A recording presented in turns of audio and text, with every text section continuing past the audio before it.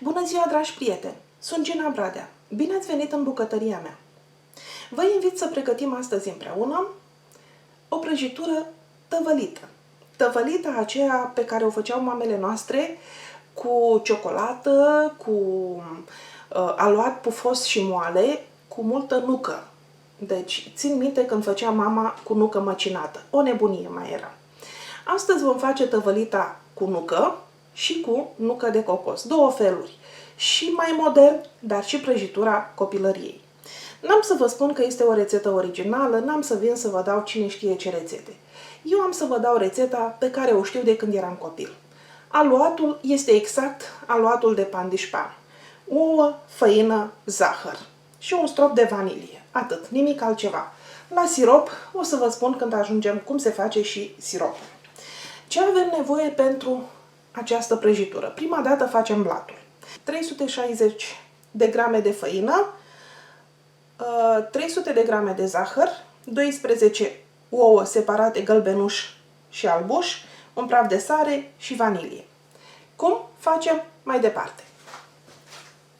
Punem albușul la bătut, îi dăm drumul, iar la gălbenuș am pus un praf de sare, îl vedeți, le batem ca să se închidă la culoare. Punem albușul la bătut.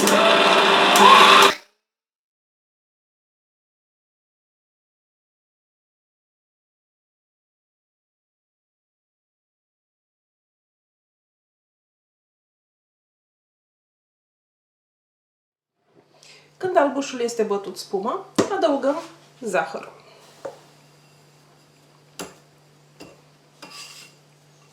Folosesc zahăr tos, nu este nevoie de zahăr pudră.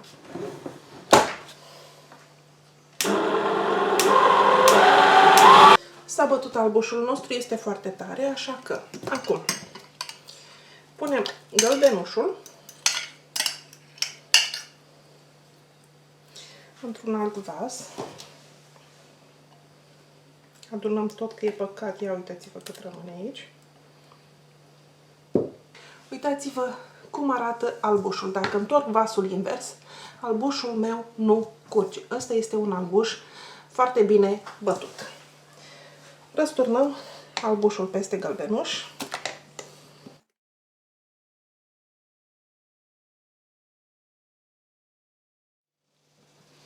Amestecăm ușor de jos în sus. Deci cu mișcări blânde, de jos în sus, în așa fel încât aerul care a fost înglobat în albușuri să rămână mai departe, să nu se lase.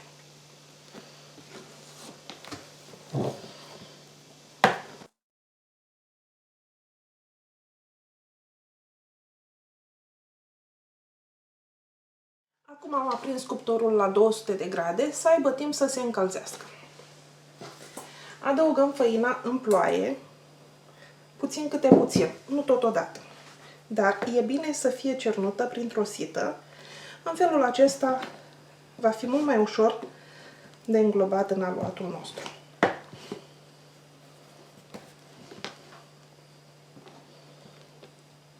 Amestecăm ușor, de jos în sus, prin răsturnare, cu mișcări blânde.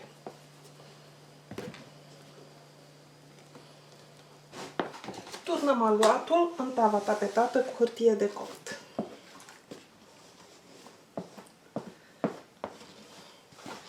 Uitați-vă ce frumusețe de aluat am obținut eu.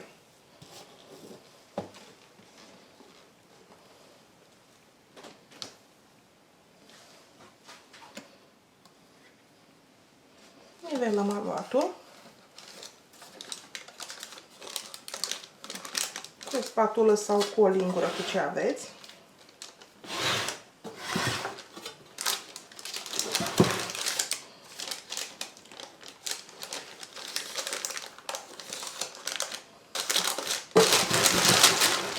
Scuturăm puțin ca să se niveleze toată prăjitura în mod egal și asta este tot. Dăm prăjitura noastră la copt la o temperatură de 180-190 de grade în cuptorul preîncălzit. Dacă vreți prăjitura să iasă mai joasă, puneți în tava normală de cuptor cu o dimensiune de aproximativ 30 cu 40 de centimetri. Dacă vreți să fie prăjitura mai înaltă, folosiți o tavă cum este aceasta de 40 pe 25 de centimetri. Alegeți cum doriți. Blatul pentru prăjitura tăvălită este gata. Este elastic, este bine copt. În felul acesta se verifică dacă este copt. Apăsăm și dacă este elastic, este gata. Coacerea a durat aproximativ 15 minute. Este gata foarte repede. Îl lăsăm să se răcească. Uitați-vă cât este de galben și de frumos dacă am folosit ouă de țară. Îl lăsăm să se răcorească. Se scoate pe un grătar și apoi îl vom porționa și vom face tăvălita. Facem acum siropul pentru tăvălită. Ce avem nevoie? 300 de ml de lapte, 200 de grame de zahăr tos, 2 linguri cu vârf de cacao, 60 de grame, 200 de grame de unt, plus rom sau esență de rom, după dorință. Punem la fiert laptele, adăugăm zahărul,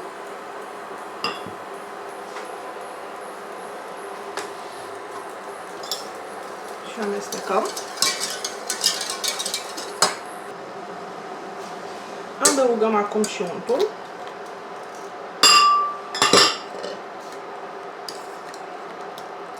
Și îl lăsăm să se topească.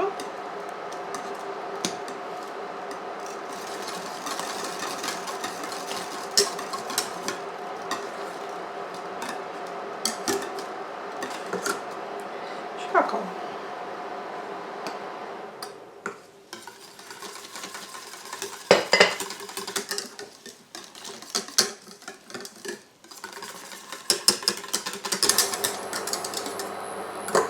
Lăsăm să dea în clocot și stingem focul.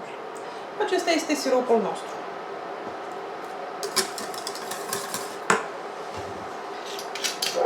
Acum adăugăm și rom. Eu am pus rom, puteți adăuga esență de rom, coniac, esență de vanilie dacă nu vă place romul, ce doriți. Atât. Îl lăsăm la răcit și apoi facem prăjitura tăvălită. Blatul nostru s-a răcit. Un truc. Atunci când vreți să tăiați blat de prăjitură sau pentru tort, se bagă blatul în congelator pentru 30 de minute. Este bine ca blatul să se facă întotdeauna cu o zi înainte de a fi însiropat și la tort și aici la rețeta de tăvălită.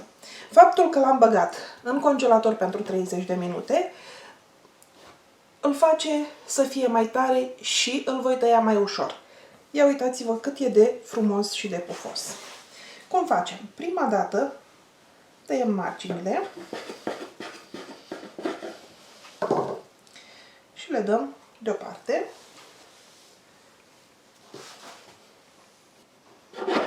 Ca să putem scoate bucăți perfect drepte.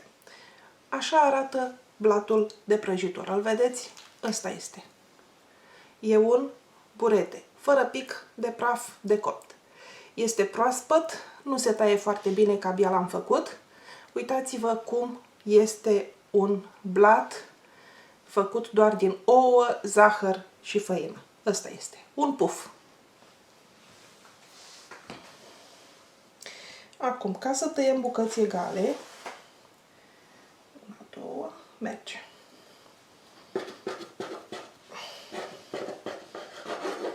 Și încă o dată în două.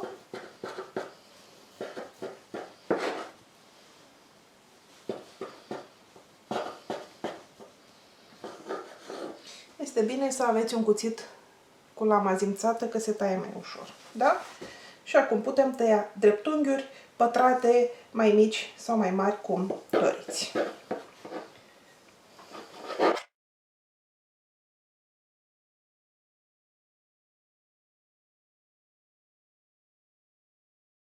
Astea ultimele vor fi mai mari, rămân la urmă. Deci am obținut 2, 4, 6, 8, 9, 36 de bucăți de tăvălită. Puteți scoate 40 dacă împărțiți mai bine ultima bucată. Acum, cum procedăm? Luăm o bucată de aluat, uitați-vă ce frumoasă arată. Cu ajutorul unei furculițe o băgăm în siropul răcit și apoi se tăvălește prin nucă. Deci, știu rețeta, prin nucă ușor prăjită și apoi măcinată, da? Așa.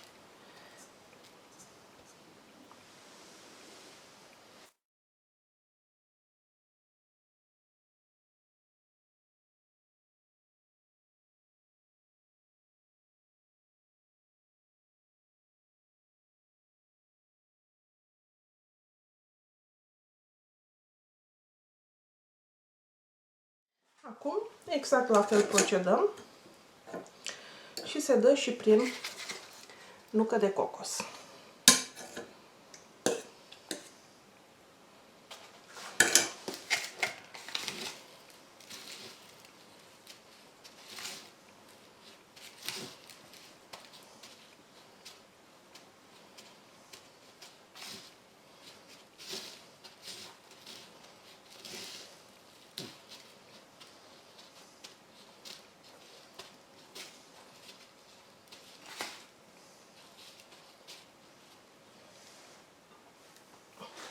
La fel procedăm cu toate celelalte bucăți.